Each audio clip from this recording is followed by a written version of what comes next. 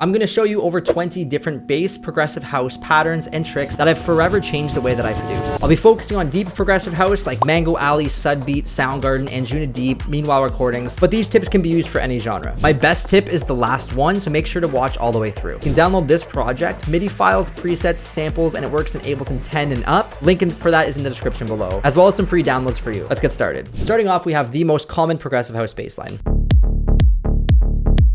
It's a great way to start your bass line, getting a solid groove like this and then changing around the notes and then moving or adding notes to make it your own.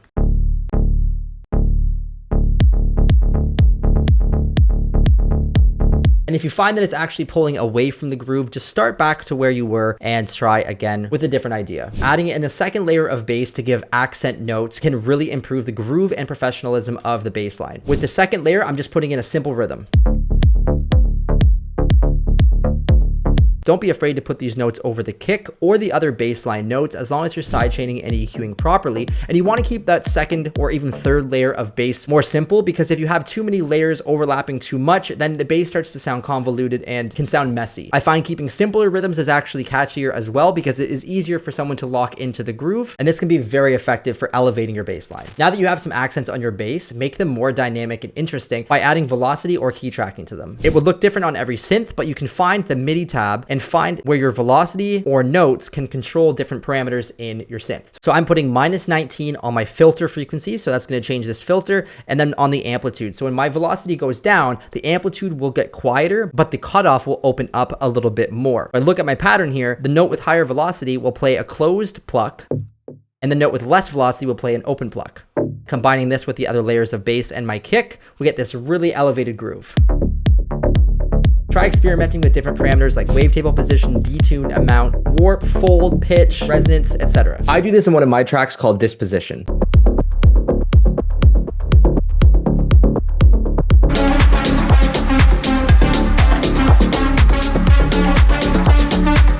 Changing octaves in our bass can give us a higher or lower tam, but a really cool trick is if you actually record the audio and then use Ableton's algorithms to change the octave instead of changing it in the synth, you can get different, usually grittier or heavier timbres. This is the recording of this.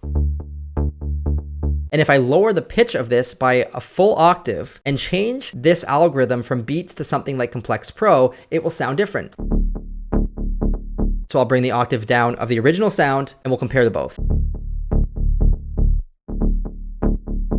So recorded audio actually sounds grittier and deeper and more aggressive. You can change these settings as well.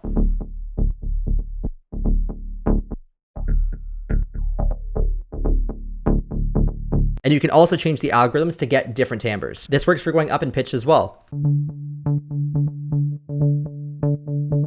I highly recommend trying this on your bass lines. I tend to find it makes them feel less electronic and more organic by doing this. If you want your bass lines to feel like they're more rolling, add more notes and keep them closer together without very big gaps. And if you want it to feel less rolling and more techy or bouncy, then try putting space between the notes and have them playing less often.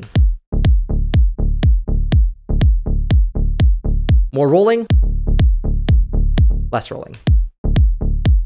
Use different note lengths to create unique sounding grooves, but make sure you have your sustain up so you can actually hear the sustained bass note. I love this trick because it can make your bass line sound super cool. This is a trick that I love to do. You take your notes inside your MIDI clip and you choose envelopes, choose whichever parameter that you'd like to adjust. So I have wavetable, filter one frequency, and then you can draw this in, and each MIDI clip that is different, you can change what you are drawing in. So if you want your bass line to feel like it has a bit of movement, it can actually sound pretty groovy by drawing in the modulation. So a little bit of a subtle change to keep it more interesting, or you can have a bit more movement and play around with it until it sounds more groovy like this one.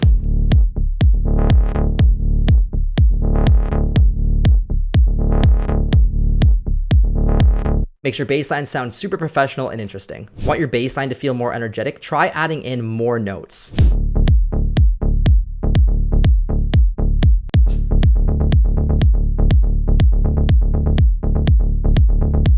And having longer sustained notes like this, especially on the downbeat, can slow down the feeling of the track. For a more driving bass line, you can just draw in 16th notes.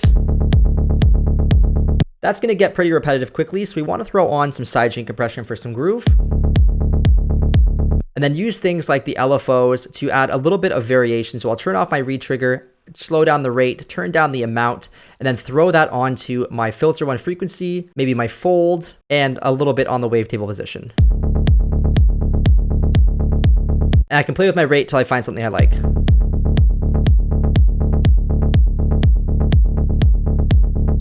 Or turn on the random. It just makes it more dynamic and more easy to listen to for a long period of time without it sounding repetitive. Try adding an octave to spice it up even more. Or put the octave here. You can even add this as more of a mid presence, and this can drive your bass line without overtaking the kind of power from the sub. So I'm going to go in here, turn on this EQ, and really cut out all of that and just turn it down in volume a little bit.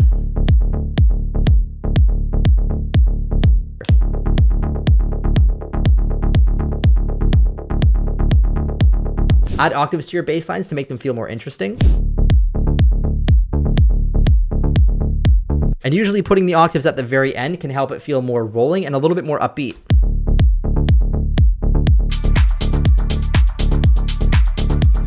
Instead of using these as the octave, I'm going to replace these with a tom. Making sure that your tom is in pitch. You can use these as part of your bass lines, and it's going to add more dynamics to it, and it can sound more interesting and professional.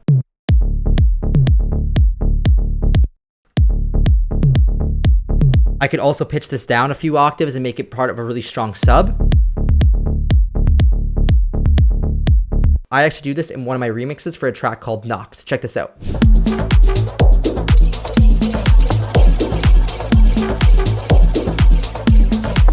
You can use percussion such as toms for your sub bass. Just make sure they're clean enough and they're in key. I did this in one of my tracks called Creating Constellations by using a bunch of toms and filtering out the top end. Check this out. I took this percussion loop, cut it up, and made it as part of my bass line. Cut out the high end. And with the rest of the track.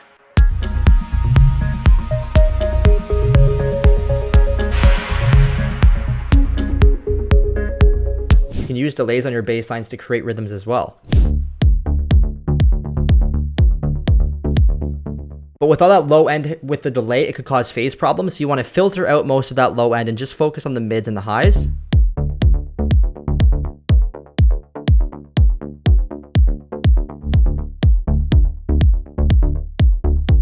It just fills up the gaps in between and makes it more interesting and feels more glued together. You can also record that delay and turn it to audio. And you can select a piece of that audio and turn it into a groove. So we'll just duplicate this over. Try a different part.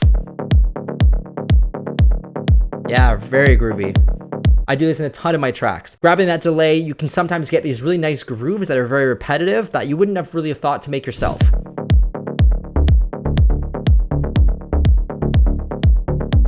That's a really great sounding mid bass. Sometimes with staccato or broken up bass lines, in between the bass notes can feel a little bit empty. So sometimes I like to use what I call a glue bass or a glue sub bass. It's basically a sub that's constantly playing that when your notes are not playing, that sub is filling up the space so that the track doesn't feel so chuggy. If you have a lot of empty space in between the notes, it can feel very broken up, very chuggy, and it can take away the rolling feeling. And sometimes you just want that low end to feel full without being full of the bass notes that you already have. So I add this glue sub, turn it down in volume, and make sure that I am sidechain compressing from the other basses that have sub frequencies so they're not overlapping.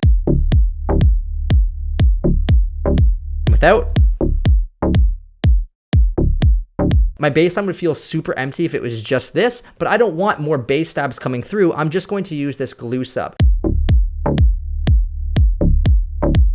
Sometimes I'll even bring this really quiet and just have it hovering around the very, very low part of the mix so that on a big system, it sounds like everything's glued together. But again, side chaining is very important. To make your sustained bass lines more interesting and less repetitive, add things like movement on the cutoff frequencies, the resonances, or the wavetable position. Same thing, use the LFOs and add these onto your matrix in whatever synth you're using, or you could add a bit of pitch gliding between notes. So you have to make sure that they're overlapping a little bit. Turn on this from poly to mono, and then turn the glide amount up. This might also say poly on certain synths, or slide, or glide, or something different. And now when I play more than one note at the same time, I find this especially works if you only do it on certain notes. You can make it really long if you'd like. Atonal basses can sound very hypnotic and vibey, but changing the bass notes of a track can make it sound much more melodic, especially if you wait till at least halfway or 3/4 through the track to change that bass line. It can sound very climactic, like I did in my collaboration with Matter on a track called York. I already covered how to make this track in another YouTube video. You can check it out right here, but here's a snippet of me explaining my bass line. Going down to that G really elevates the melodic value of the track.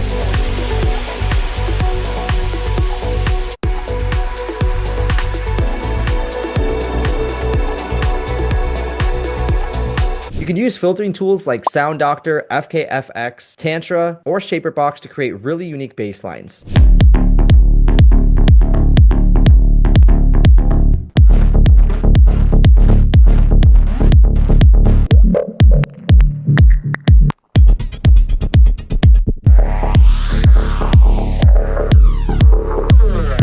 We're going to resample again, but choose bass sounds from these really cool effect plugins that really manipulate the sound and then use those as part of our loop. This is something I do all the time. Choose some sections of the recording, place them in the loop, and then you can fade them in, overlap them, change the pitch, stretch them, whatever you want to do, get creative, and you can make some really complex bass lines. Try throwing groove pools on your bass lines or adding in your own groove.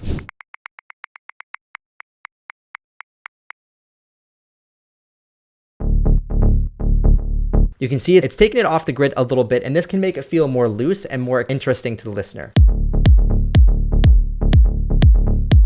Make sure not to do it too much because you want your bass line to be pretty stuck to the grid, but just a little bit can make it feel a bit more organic and more interesting to the listener. Up next is my favorite tip, but before I tell you, it would mean a lot if you could like the video if you learned something, and definitely check the description. There's a bunch of free stuff there for you. Don't be afraid to use presets. A lot of the producers I teach are afraid of using presets. Sound design is hard, and the presets that we have access to now are amazing. I use presets all the time. I change them to fit my track, and when I was learning, I would choose presets and reverse engineer them. Don't be afraid to use them. My favorite thing to do is to write my bass line and then cycle through different presets until I find something that works really well. Sometimes you'll find that a bass line or a preset that you would never think to use or write or even think would sound like that can sound really amazing in your track.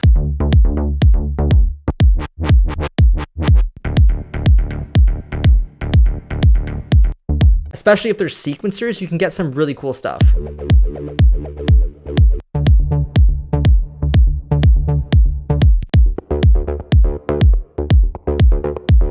If you want some awesome bass patches like these ones, then check the link in the description below. I highly recommend these. I use these all the time. There's presets for Serum and Diva. So try to experiment with some different stuff. Cycling through presets usually helps me create new ideas and breeds my creativity. And if you want to learn how to make 10 bass lines for 10 different labels similar to this style, check out this video right here. And if you want to learn how to make 10 bass lines in 60 seconds, check out this video right here.